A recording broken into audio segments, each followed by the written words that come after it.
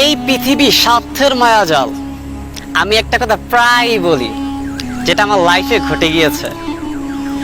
কোনো মানুষ কোনো মানুষকে ভালোবাসে না, কোনো মানুষ কোনো মানুষকে সত্যিকার অর্থে ভালোবাসে না। শুধুমাত্র আপনাকে তার ভালো লাগে, তাই আপনাকে ভালোবাসে। এটা আপনি আজ হোক বা কাল হোক এটা বুঝতে পারবেন।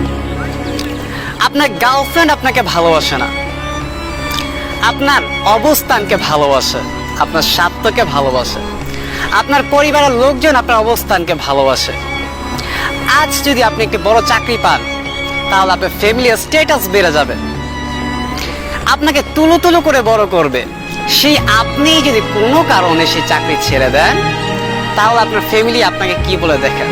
তাই আমি বলি, কোনো মানুষ কোনো মানুষকে ভালোবাসে না, শুধু আল্লাহ তাআলা এবং তার রাসূল আমাদেরকে ভালোবাসেন। তাই মানুষকে খুশি করার জন্য কাজ করবেন না, আল্লাহ তাআলা এবং তার রাসূলকে খুশি করার জন্য কাজ করবেন। দেখবেন অন্তরে শান্তি পাবেন ইনশাআল্লাহ।